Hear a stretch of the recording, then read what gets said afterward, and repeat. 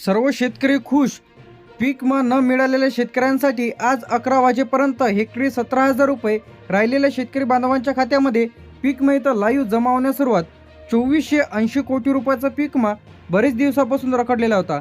तर मुख्यमंत्री देवेंद्र फडणवीस, एकनाथ शिंदे आणि कृषी मंत्री जी के दत्तात्रय भरणे बैठकीमध्ये आज मोठा निर्णय इथं घेण्यात आलेला आहे. तर आता पीक विमा कंपनीला थेट आदेश इथं देण्यात आलेला आहे. सरकारकडून उर्वरित जी काही रक्कम आहे ते शेतकरी बांधवांना तातडीने इथं जमा करण्याचे आदेश इथं देण्यात आलेले आहे. 2480 कोटी रुपयाचा पीक विमा आजपासून मोठ्या प्रमाणामध्ये व बऱ्याच शेतकऱ्यांच्या खात्यामध्ये येत आहे.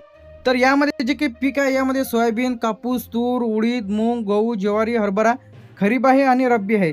तर आता याचप्रमाणे आता नाशिक असेल, जळगाव, परभणी, बीड 8,000, 12,000, 17,000 या हेक्टरीप्रमाणे पैसे इथं खात्यामध्ये इथं येत आहे.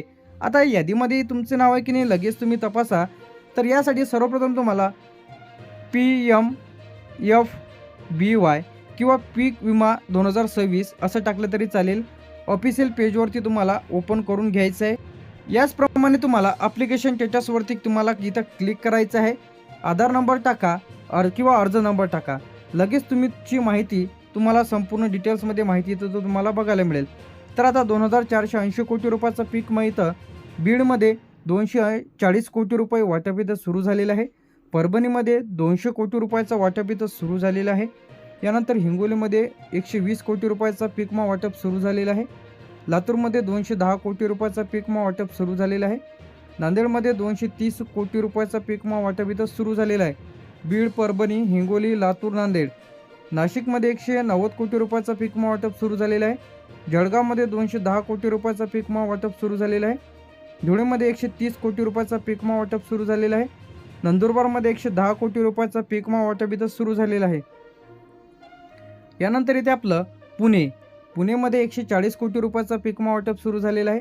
सातारामध्ये 150 कोटी रुपयाचा पीक विमा वाटप सुरू झालेला आहे. सांगलीमध्ये 135 कोटी रुपयाचा पीक विमा, कोल्हापूरमध्ये 125 कोटी रुपयाचा आणि सोलापूरमध्ये 200 कोटी रुपयाचा पीक विमा रखडलेला जो काही बरेच दिवसांपासून ज्या शेतकऱ्यांना आलेला नव्हता तर अशा शेतकरी बांधवांना पीक विमा इथं जमा होत आहे. जर तुम्हाला पैसे आले नसतील तर तुम्हाला लेखी अर्ज कुठे द्यायचा आहे आणि पैसे कशा पद्धतीने तर इथं तुम्हाला येतील खात्यामध्ये हे मी तुम्हाला सांगणार आहे. लेखी अर्ज द्यायचा आहे. नागपूरमध्ये 100 कोटी रुपये वाटप सुरू झालेलं आहे. वर्ध्यामध्ये 90 कोटी रुपये वाटप सुरू झालेलं आहे. भंडारामध्ये 80 कोटी रुपये, गोंदियामध्ये 85 कोटी रुपये, चंद्रपूरमध्ये 110 कोटी रुपये, गडचिरोलीमध्ये 95 कोटी रुपये, अमरावतीमध्ये 170 कोटी रुपये, अकोल्यामध्ये 150 कोटी रुपये, बुलढाण्यामध्ये 160 कोटी रुपये, यवतमाळमध्ये 220 कोटी रुपये. तर याप्रमाणे पैसे खात्यामध्ये इथं येत आहे.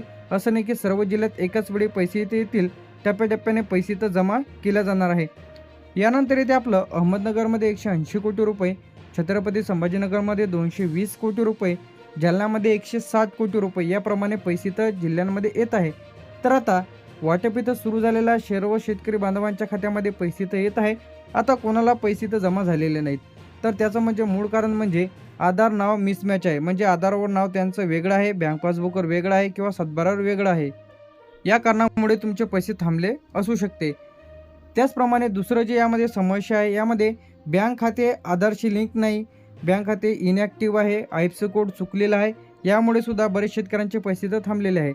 तिसरं जे महत्त्वाचं मेन कारण आहे यामध्ये ई पीक पाहणी. जर तुम्ही ई पीक पाहणी केलेली नाही, जर ई पीक पाहणीच्या यादीमध्ये तुमचं नाव नाही तर तुम्हाला पीक विमा इथं तुमच्या खात्यामध्ये जमा होणार नाही. आता ज्यांना कोणाला पीक विमा आलेला नसेल तर अशाने 14447 तर या हेल्पलाईन नंबरला कॉल करून तुम्ही तुमच्या पिकांची तक्रार करा की आम्हाला पीक विमा आलेला नाही. तर यावरती कॉल केल्याच्या नंतर तुम्हाला संपूर्ण माहिती बघायला मिळेल. यामध्ये तुम्हाला पीक विमा का आलेला नाही, कधीपर्यंत येईल, कोणत्या कारणामुळे तुमचा पीक विमा रखडलेला आहे, सविस्तर माहिती तुम्ही इथून घेऊ शकता. प्रीमियम भरलेलं नाही किंवा तुम्ही तुमचा अर्ज केलेलाच नाही आहे त्यामुळे पैसे इथं येणार नाहीत, किंवा तुम्ही अर्ज केलेला आहे परंतु त्याचे जे काही पैसे आहेत ते भरले नसतील प्रीमियम, त्यामुळे पैसे इथे येत नाही. पाचवं जे यामध्ये आहे सर्वे नाही. तुमचे जर सर्वे झालेले नसेल तर पैसे तर तुम्हाला इथं येणार नाही.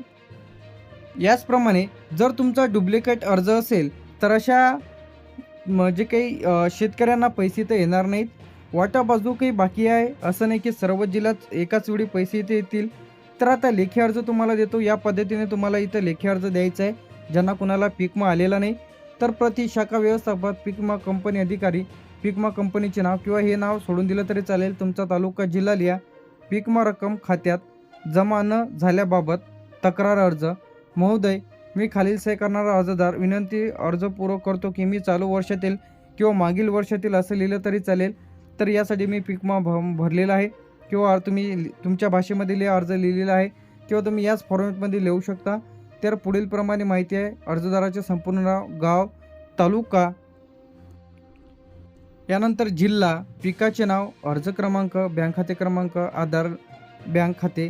तर इथं तुम्हाला बँकेचं पासबुक व्यवस्थित द्यायचं आहे. यानंतर अर्ज तुमचा व्यवस्थित लिहायचा आहे, जे की तुमच्या पीक विम्याच्या फॉर्मवरती नंबर दिलेला आहे ते नंबर लिहायचा आहे. यानंतर इथं तुम्हाला संपूर्ण लिहायचं आहे की वरील संपूर्ण माहिती बरोबर आहे, मला पीक विमा रक्कम मिळालेली नाही, कृपया माझ्या अर्जाची तपासणी करून किंवा पडताळणी करून लवकरात लवकर खात्यामध्ये पीक विम्याची रक्कम जमा करण्यात यावी, ही नम्र विनंती. यानंतर तुमचं धन्यवाद, आपला विश्वासू साईन करायचे आहे, तुमचं नाव, मोबाईल नंबर, दिनांक लिहायचे आहे. त्यासोबत तुम्हाला आवश्यक कागदपत्रामध्ये जोडायचे आहे. हे कागदपत्र त्यासोबत जोडायचेच आहे तुम्हाला. आधार कार्ड, बँक पासबुकची झेरॉक्स, 7/12/8 आणि पीक विम्याची पावती इत्यादी डॉक्युमेंट्स तुम्हाला त्यासोबत जोडायचं आहे अर्जासंग. हा जो अर्ज आहे ते तुम्हाला पीक विमा कंपनी जे की तुमच्या तालुक्याच्या ठिकाणी राहते तिथं तुम्हाला हा लेखी अर्ज इथं द्यायचा आहे. तर यासाठी जो काही हेल्पलाईन नंबर इथं आलेला आहे 14447, तर मी पहिले सांगितलं होतं यावरती कॉल करा आणि माहिती घ्या. तर आता कॉल केल्यानंतर सकाळी 10 ते सायंकाळी 6 वाजेपर्यंत तुम्हाला व्यवस्थित कॉल करता इथं येणार आहे. आता कोणाला पैसे तर जमा झालेले आहेत. आता ज्या शेतकऱ्यांचे फॉर्म इथं अप्रूव्हल आहे, पहिलं जे यामध्ये गोष्ट आहे, सर्वप्रथम तुम्ही स्टेटस चेक करून घ्या की तुमचा फॉर्म इथं अप्रूव्हल आहे की नाही. अप्रूव्हल असलेल्या शेतकरी बांधवांना पैसे तर जमा होत आहे. दुसरं जे यामध्ये ई पीक पाहणी, ज्या शेतकरी बांधवांनी वेळेत ई पीक पाहणी केलेली आहे, ज्यांचं ई पीक पाहणी यादीमध्ये नाव आहे, तर अशा शेतकरी बांधवांच्या खात्यामध्ये पीक विम्याची रक्कम जमा होत आहे. यानंतर जे ते बँक खाते आधारशी लिंक असलेल्या लाभार्थ्यांच्या खात्यामध्ये पैसे तर जमा होत आहे. ज्या भागामध्ये नुकसान मंजूर झालेले आहे, म्हणजे तुमच्या जिल्ह्यांमध्ये नुकसान भरपाई मंजूर झालेली असणे आवश्यक आहे. तर ज्यांचं यादीमध्ये नाव आहे अशांना देखील पीक विम्याचे पैसे तर येत आहे. ज्यांनी प्रीमियम भरलेलं आहे, म्हणजे क्लेमसुद्धा त्यांनी केलेले आहे, तर अशांना येत आहे. आता यादीमध्ये तुमचं नाव आहे की नाही लगेच तपासा. यादीमध्ये जर पीक विम्याच्या तुमचं नाव नसेल तर तुम्हाला पीक विमा मिळण्यास अडचण जाऊ शकते. तर आता महत्त्वाची गोष्ट म्हणजे आता रखडलेला बरेच दिवसांपासून 2480 कोटी रुपयाचा पीक विमा अखेर आजपासून वाटपास सुरुवात झालेली आहे. जर तुम्हाला पैसे आले नसतील तर घाबरण्याचं काही कारण नाही. 15 ते 20 दिवसांमध्ये सर्व शेतकरी बांधवांच्या खात्यामध्ये पीक विम्याची रक्कम इथं जमा केल्या जाणार.